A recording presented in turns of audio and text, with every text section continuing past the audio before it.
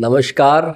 मैं हूं आदित्य कुमार और आज हम बात करेंगे कि हमें किताबें क्यों पढ़नी चाहिए, क्या महत्व है उनका, क्या किताबें पढ़ना ज़रूरी है या नहीं, ज़रूरी है तो क्यों ज़रूरी है। इन सारे सवालों के जवाब मैं आपको देने की कोशिश करूँगा, तो बने रहिए मेरे साथ। तो किताब है क्या आखिर में? कोई भी अच्छी किताब या कोई किताब है क्या?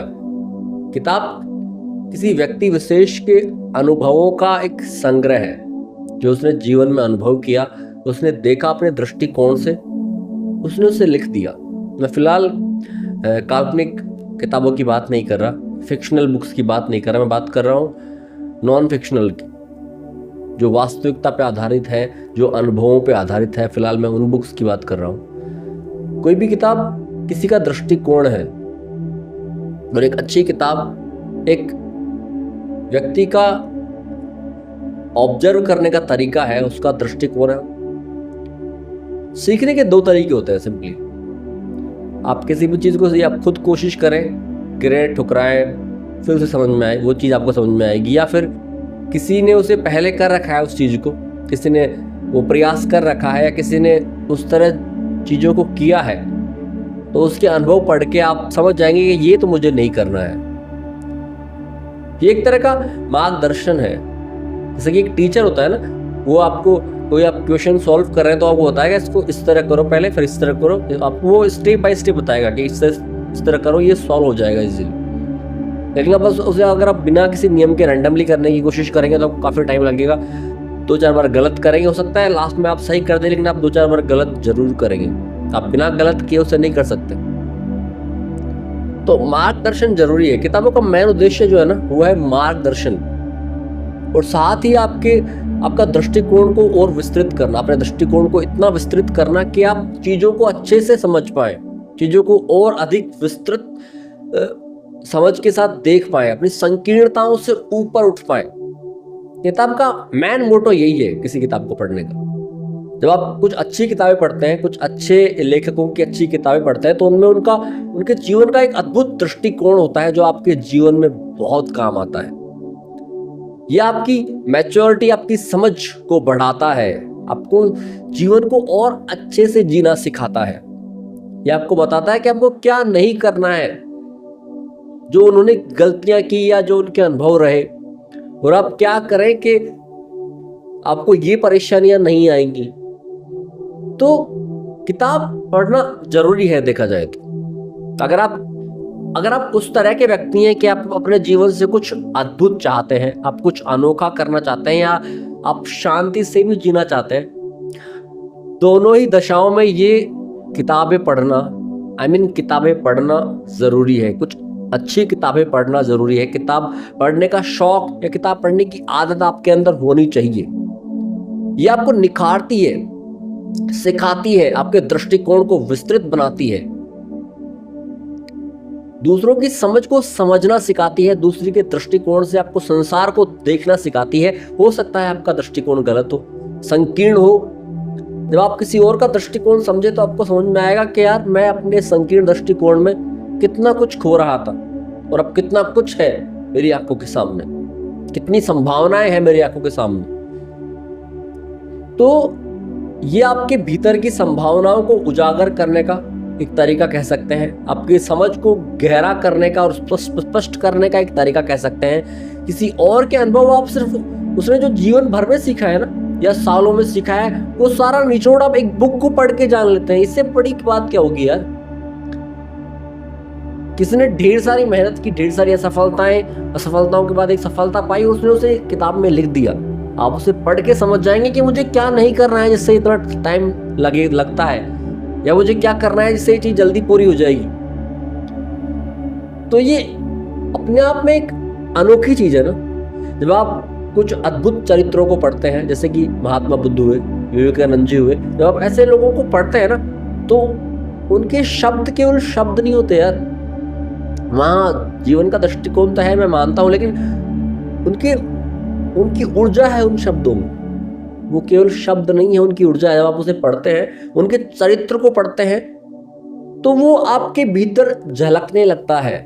अगर आपके भीतर संवेदनशीलता है ना, तो वो चरित्र आपके भीतर उतरने लगता है, उनकी अच्छाइयां आपके भीतर उतरने लगती है। अगर आप 100 चीजें पढ़ेंगे तो अगर आपके अंदर भीतर 5 भी अच्छाई आ गई, या आपके अंदर से 5 भी बुराइयां कम हो गई, 5 भी कमियां कम हो गई, तो ये क्या छोटी बात है?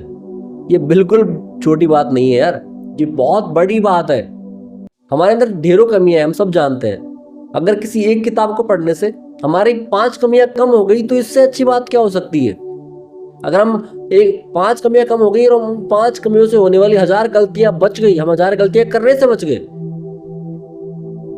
तो किताब पढ़ना केवल किसी बिजनेसमैन के लिए जरूरी नहीं है, या केवल जो कुछ बड़ा पाना चाह रहा है उसके लिए जरूरी नहीं है। ये उसके लिए भी जरूरी है जो गृहस्थी है, जो एकदम सामान्य जीवन जी रहा है, क्योंकि ये उसे एक दृष्टिकोण देगा, एक विस्तृत दृष्टिकोण। क्योंकि जीवन तो सबका जीवन है यार, एक बिजनेसमैन हो, एक आध्यात्म पथ पर निकला हुआ योगी हो, या एक सामान्य इंसान, सबके लिए जीवन जीवन ही है, सबके लिए उसका महत्व उतना ही है। बस फर्क इतना है कि कोई इसकी संभावनाओं को मैक्सिमम यूज करने की कोशिश कर रहा है, और कोई इसकी संभावनाओं का एक छोर ही, एक हल्का सा डॉट भी यूज नहीं कर पा रहा। जब आपको पता चलेगा कि ये भी संभव है, जब आपको पता चलेगा मेरे भीतर ये संभावनाएं हैं, मैं ये कर सकता हूं, तो ही तो आप उसे करने की कोशिश करेंगे ना। जब आपको पता ही नहीं है तो आप कर ही क्या पाएंगे? बस आपको जो पता है, जो संकीर्ण संभावनाएं है, जो संकीर्णताओं में, जिन संकीर्ण सोचों में आप फंसे हुए हैं, केवल आपकी सोच वहीं रह जाएगी, आप कुएं के मेंढक बनकर ही रह जाएंगे। जब तक आपको पता नहीं चलेगा कि उस कुएं के बाहर सागर है, एक असीम सागर, तो आप उस सागर में को देखने की कोशिश क्यों करेंगे जब आपको पता ही नहीं है? तो पहले पता होना जरूरी है, पहले इच्छा मन में आती है। अगर मन में इच्छा ही नहीं है तो उसे आप करने की कोशिश कैसे करेंगे? कर्म कहाँ से प्रकट होगा? कर्म इच्छा से प्रकट होता है, और इच्छा विचारों से, और विचार या तो कुछ देखने सुनने इनसे ही आती है, ऑटोमेटिक तो कोई विचार आता नहीं। तो अच्छी किताबें पढ़िए, भले ही वो आध्यात्मिक हो, नॉन फिक्शनल हो, पर कोशिश कीजिए वो अच्छी हो। वो आपको बहुत कुछ सिखा देंगी आपके जीवन के बारे में। अब जितना पढ़ते जाएंगे आपकी समझ उतनी बढ़ती जाएगी, क्योंकि ये वो किताबें नहीं है जिनका टेस्ट आपको कहीं देना है, किसी एग्जाम में लिखना है, नहीं। ये आपके जीवन के टेस्ट में आपके काम आएगी, ये आपके जीवन में होने वाले उथल पुथल में आपको संभालेंगी, ये आपके जीवन में होने वाली गड़बड़ियों से आपको बचाएंगी, ये आपको खुश रहना सिखाएंगी, आपको लोगों से कैसा व्यवहार करना है ये सिखाएंगी, ये आपको सिखाएंगी कि सामने वाले का व्यवहार अगर ऐसा है तो क्यों है, ये आपको सिखाएंगे कि क्या क्या संभावना है इस जीवन में। तो अच्छी किताबें एक बहुत अच्छे दोस्त की तरह है, अच्छी किताबें एक बहुत अच्छे गुरु की तरह है, एक आत्मज्ञानी गुरु की तरह है, जो हमेशा आपको ऊपर की ओर उठाने में लगा रहता है, आपका उत्थान करने का प्रयास करता है। और ऐसी किताबों की दोस्ती हमेशा लाभदायक ही होती है। वो केवल पन्ने नहीं है, वो केवल शब्द नहीं है, वो अनुभव है किसी का, वो निचोड़ है अनुभवों का, वो सार है, वो सागर में से भरी हुई एक बाल्टी है जो पूरी तरह सार से भरी हुई है, पूरी तरह मीठे पानी की बाल्टी, खारे सागर से भरी हुई मीठे पानी की बाल्टी। ये अपने आप में थोड़ा विचित्र सी लाइन है, लेकिन अगर आप इसे गहराई से समझे तो आप समझ पाएंगे मैं क्या कहने की कोशिश कर रहा हूं। ये एक किताब उसके जीवन की समझ का निचोड़ होती है, और आप उसे पढ़ते हैं तो आप जान पाते हैं कि मैंने तो ये कभी सोचा ही नहीं है, मैंने तो इस तरह से कभी सोचा ही नहीं, ये भी संभव है, क्या ऐसा भी संभव है? अच्छा, तो इसलिए लोग ऐसा करते हैं। प्रेम क्या है, आध्यात्म क्या है, जब आप पढ़ेंगे उस विषय में तो आप समझ पाएंगे ना। आप बिना किसी चीज के बारे में पढ़े, बिना किसी चीज के बारे में समझे अपनी राय बना लेते हैं फट से। राय बनाने का काम है ना, बड़ा आसान है, हर कोई ये राय बड़ी जल्दी बना लेता है। लेकिन मेरे मित्र, राय बनाने से पहले उस चीज की समझ तो रखो जिसके विषय में आप राय बना रहे हो। किसी आध्यात्मिक योगी को देखा और पाखंडी कह दिया, फट से राय बना ली। किसी प्रेमी को देखा, फट से राय बना ली। प्रेम को देखा, फट से राय बना ली। कैसे बना ली?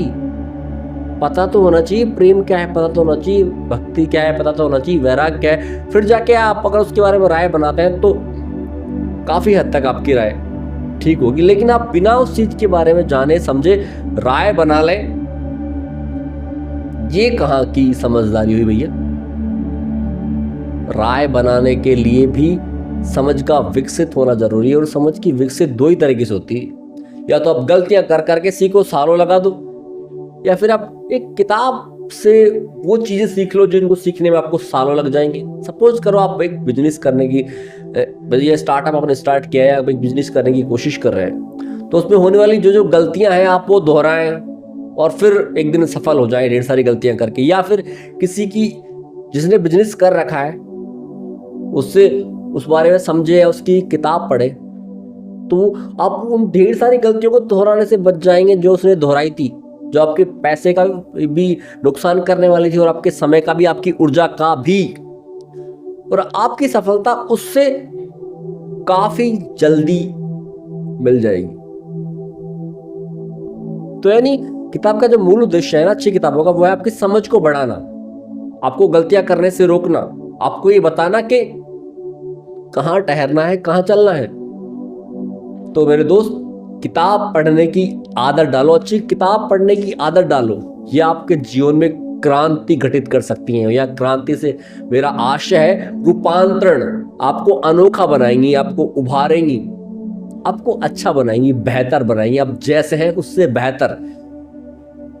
ये आपको खुश रहना सिखाएंगी, ये आपको सिखाएंगे जीवन के मायने क्या है, ये आपको सिखाएंगे कि जो अपने हैं उनका महत्व क्या है, उनका ख्याल किस तरह रखें, या क्या महत्व है एक सामान्य सी चीज का।